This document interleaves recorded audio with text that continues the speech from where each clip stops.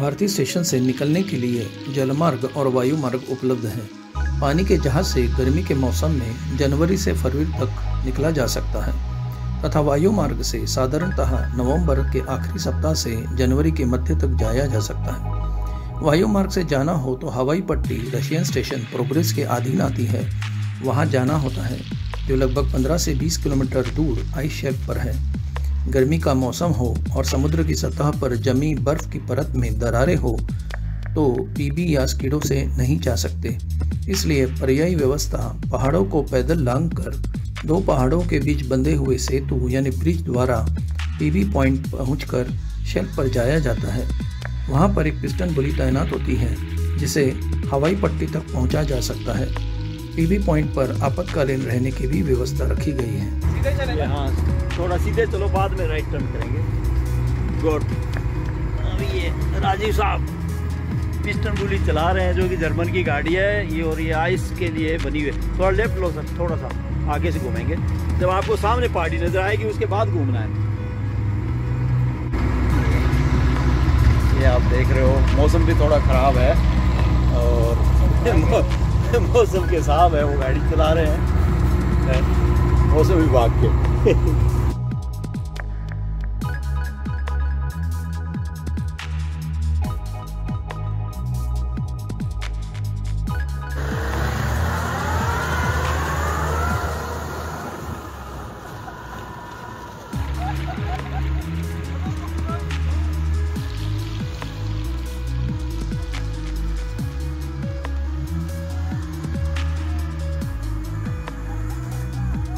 This is video making Pandian Indian Research Base in Antarctica member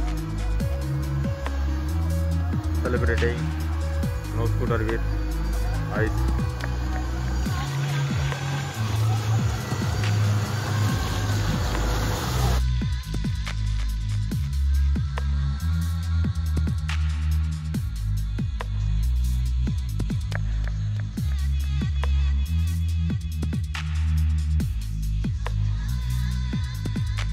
ready है, चलिए। हाँ पूरा लेट जाइए, लेट जाइए।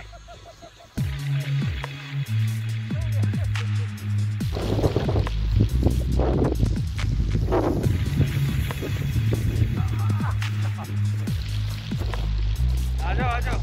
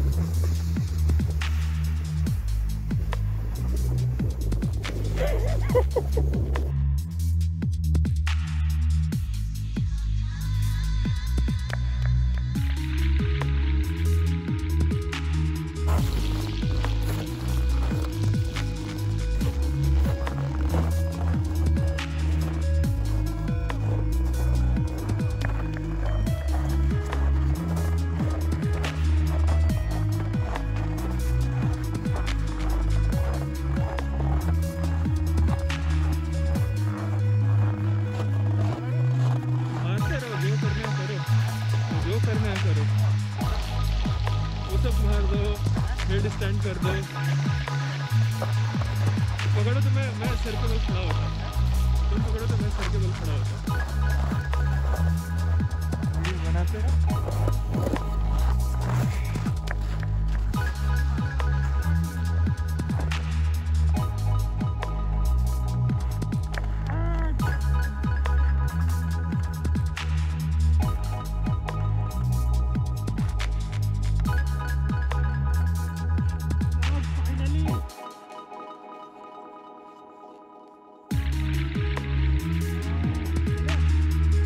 हाँ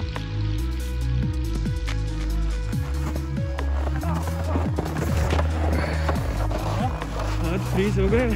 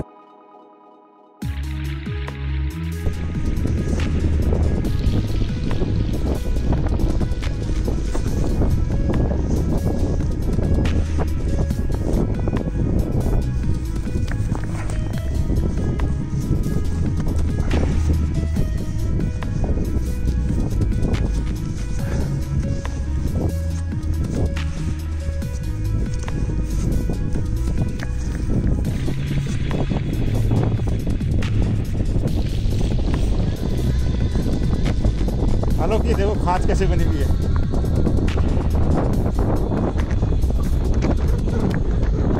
पूरा पत्थर कट गया है।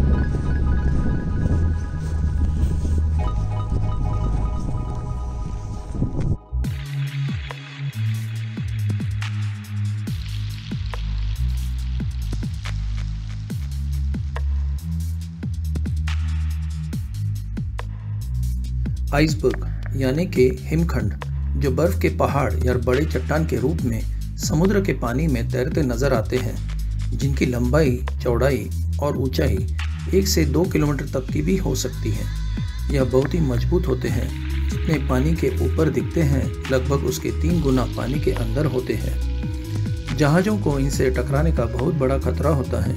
टकराने पर यह जहाज का डूबना तय है। यह आइसबर्ग लाखों सालों से बने ग्लेशियर या आइस शेल्फ से हर वर्ष थोड़ा थोड़ा टूटने पर समुद्र के प्रवाह में आ जाते हैं। यह एक नैसर्गिक प्रक्रिया है। धरती पर का 90% पीने का पानी अंटार्कटिका में जब बर्फ के रूप में है। ठंड के मौसम में समुद्र की सतह पर जमे बर्फ की चादर के कारण यह आइसबर्ग फंस जाते हैं और आगे नहीं बढ़ पाते। गर्मी में बर्फ की चादर टूटने पर या हिमवात के आने से हलचल शुरू हो जाती है और यह आगे बढ़ने लगते हैं।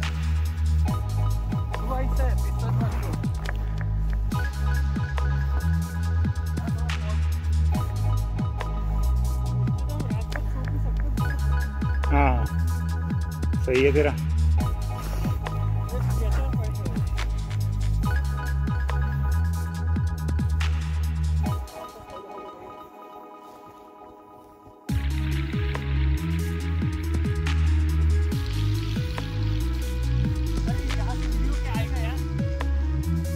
ना।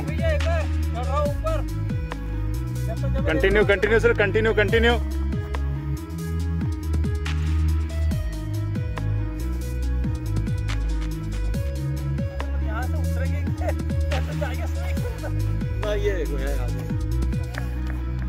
लाइफ की थ्रेट नहीं है सर, हड्डी फड्डी टूट सकती है, लाइफ की थ्रेट नहीं है।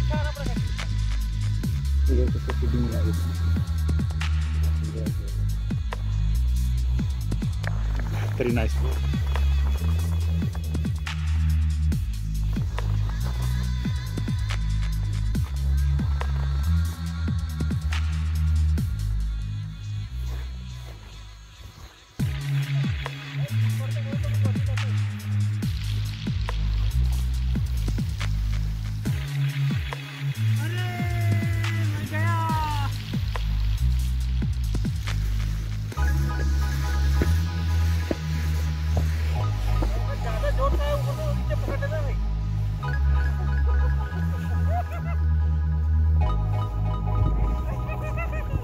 अब थोड़ा सा गड़बड़ हो गई, ऊपर जाके थोड़ा पीछे देखिए, तो निकल जाता।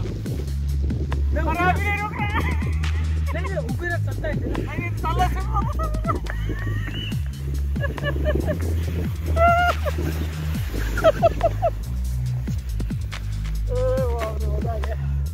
हेलो कर दो। चलो हेलो फ्रेंड, आराम से जाइए। यस कैसी भी हो, थोड़ा बहुत सारी चीजें।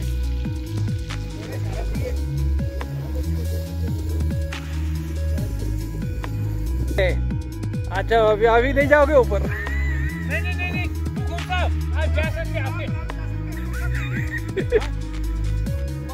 आ जाओ। जाना नहीं जा रहा।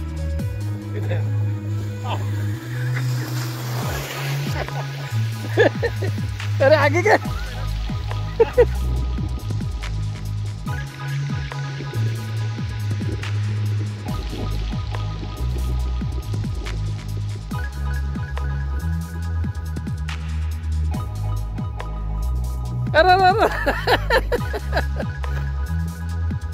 अरे ट्राय थोडा अजून जोर लावा, पोचला।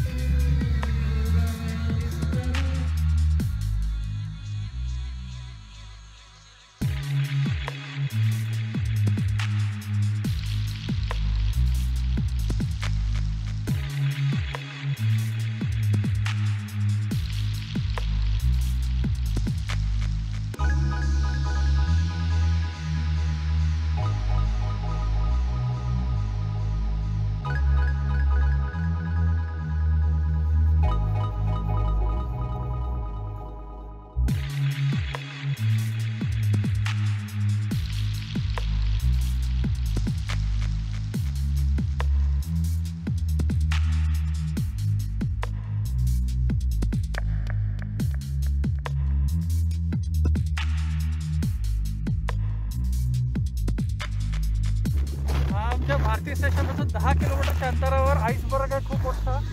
आम्ही आता इथे आइसबर्ग कॉलोनीला आलेलो आहे। बहुत सुंदर नज़ारा दिख रहा है यहाँ से। भारतीय स्टेशन से लगभग 10 किलोमीटर के अंतर पे हम लोग आए हुए हैं। पूरा समंदर में जहाँ खड़ा हो ये फ्रोजन सी है, चारों तरफ यहाँ पे पूरे आइसबर्ग ही आइसबर्ग है। इसको आइसबर्ग कॉलोनी बोलते हैं और पूरा समुद्र फ्रीज हो चुका है।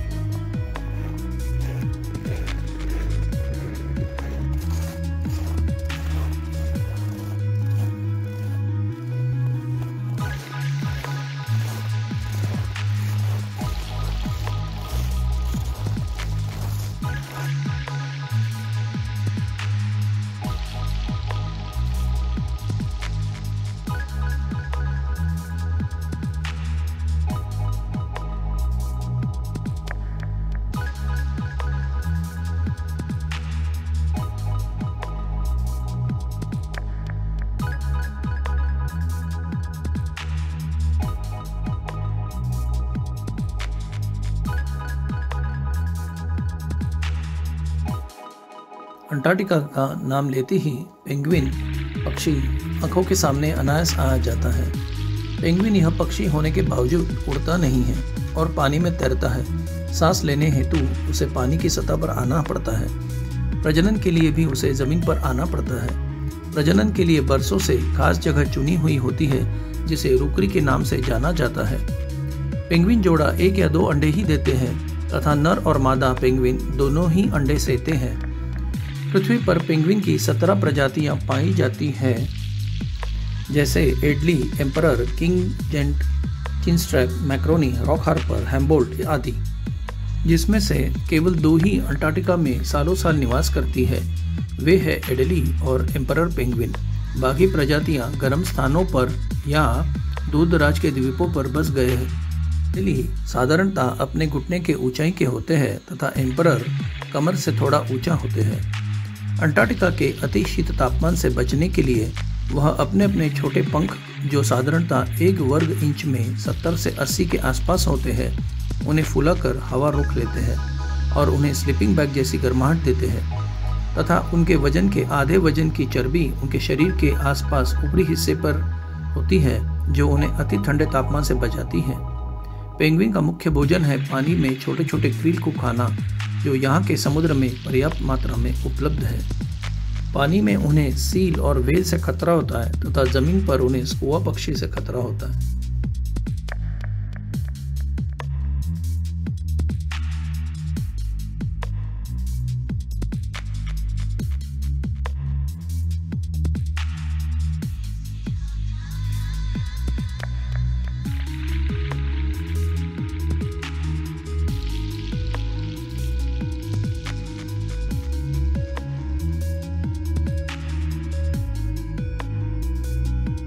स्नो पेट्रल यह पक्षी साधारणतः दिखने में कबूतर जैसा होता है, जो सफ़ेद रंग का होता है और चोंच काले रंग की होती है और आंखें उसकी गुंज जैसी लाल। अंटार्कटिका में पाए जाने वाले पक्षियों में सबसे सुंदर पक्षी यह पहाड़ों में, पत्थरों की खोपचे में, ढोली में अपना घोंसला बनाते हैं और बच्चों को बढ़ाकर उन्हें ताकतवर बनाकर ठंड के शुरू होने से थोड़ा पहले यह गर्म स्थानों में द्वीपों पर स्थलांतरित हो जाते हैं और पुनः गर्मी के मौसम के आते ही प्रजनन के लिए यहाँ हर साल लौट आते हैं। इन्हें खतरा शिकारी पक्षी स्कुआ से होता है, जो इनके चूजे या अंडे उड़ा ले जाता है। यह पक्षी छोटे झुंड में रहते हैं। स्टॉर्म पेट्रल यह काले रंग के पक्षी होते हैं और बहुत फुर्तीले होते हैं। यह भी छोटे छोटे झुंड में रहते हैं।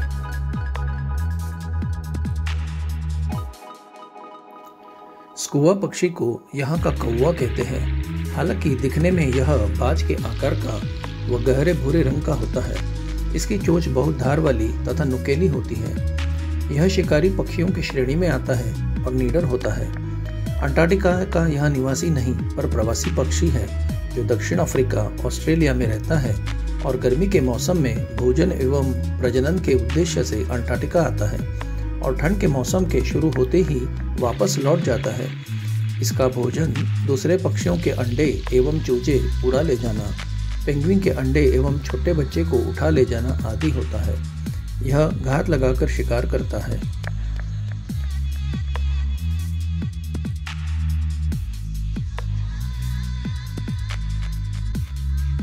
अंटार्कटिका के समुद्र में तकरीबन 6 प्रकार के सील मछलियां पाई जाती हैं।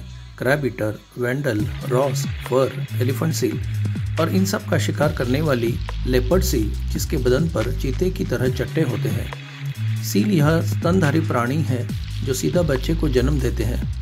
पानी में यह गहरा गोता लगाकर छोटी छोटी क्रील मछलियाँ और पेंगुइन का शिकार करती है, मगर सांस लेने हेतु इसे पानी की सतह पर आना पड़ता है और सांस रोकने की इनकी क्षमता अद्भुत होती है। एक सांस में यह साधारणतः आधे घंटे तक रोक सकती है। ठंड के मौसम में मात्र वेंडल सील ही अंटार्कटिका में निवास करती है। बाकी प्रजातियां दूर दराज के गर्म द्वीपों के पास चले जाते हैं। गर्मी में समुद्र की सतह पर जमी हुई बर्फ पर यह सुस्त पड़ी हुई होती है। उसके आसपास कहीं बड़ा सा गड्ढा होता है जहां से वह समुद्र में चली जाती है।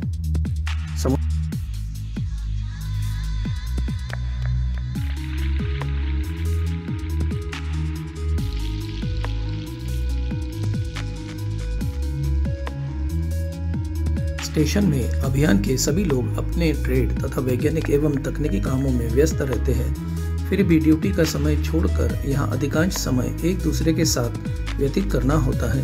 खाने पीने के साथ कमरों का तथा कॉमन सुविधाओं का एक दूसरे के साथ शेयर करना होता है।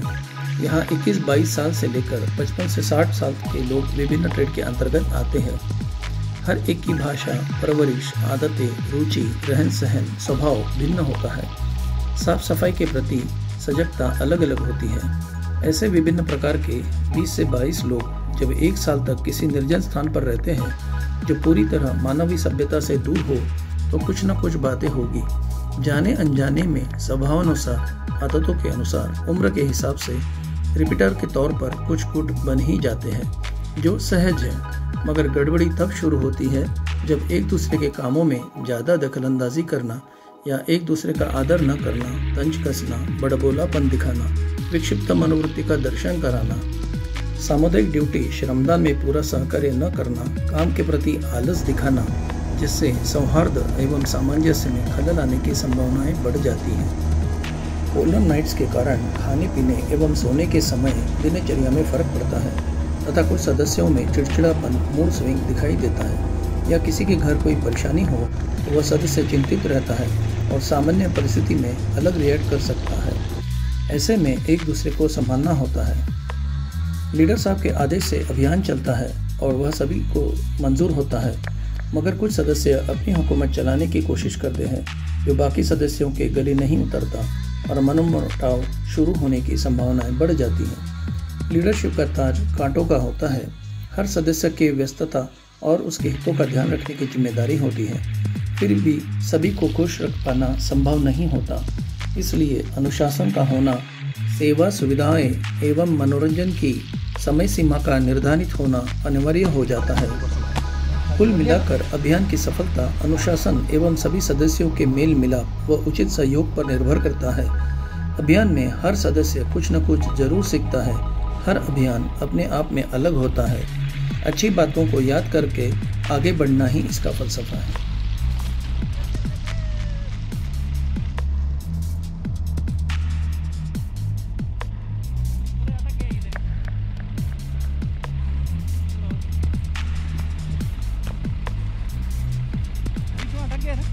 कोई बात नहीं सर, स्माइल करके जाओ। अंटार्कटिका निहायत ही अनूठा प्रदेश है जो लाखों सालों से अछूता रहा है। पृथ्वी के बारे में जानकारी जैसे जलवायु, मौसम, भूगर्भ, जीव सृष्टि आदि जानने हेतु यहाँ वैज्ञानिक संशोधन कर रहे हैं। आज भी यहाँ सामान्य तौर पर आ पाना असंभव है। किसी अभियान में चयन होने पर ही यह मौका मिल पाता है। अंटार्कटिका की इस धरती को छूने का सौभाग्य बहुत कम लोगों को नसीब होता है। यहाँ आने पर आप मानवीय सभ्यता से पूरी तरह कटे रह जाते हो। घर परिवार से करीब 1 साल के लिए दूर हो जाते हो।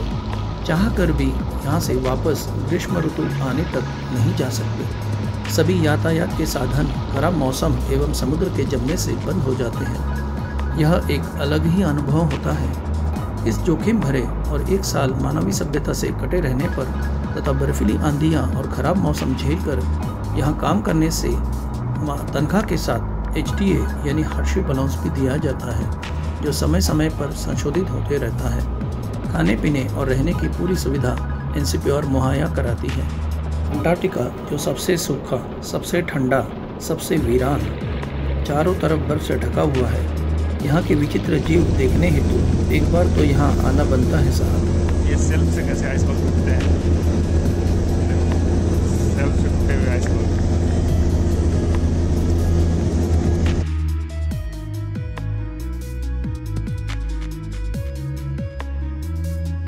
मेरे इस वीडियो को अधिक रोचक बनाने हेतु कुछ फोटो एवं वीडियो मेरे मित्र सदस्य श्री भूपेश, श्री आलोक, लीडर साहब तथा IMD के 43वें अभियान के सदस्य श्री पंकज सोनी से ली हुई है। यह इस श्रृंखला का विंटरिंग एक्सपीडिशन का आखिरी वीडियो था। अगर यह वीडियो पसंद आए तो लाइक, कमेंट और शेयर ज़रूर कीजिएगा तथा पुराने वीडियो देखने तो सब्सक्राइब कीजिएगा। धन्यवाद।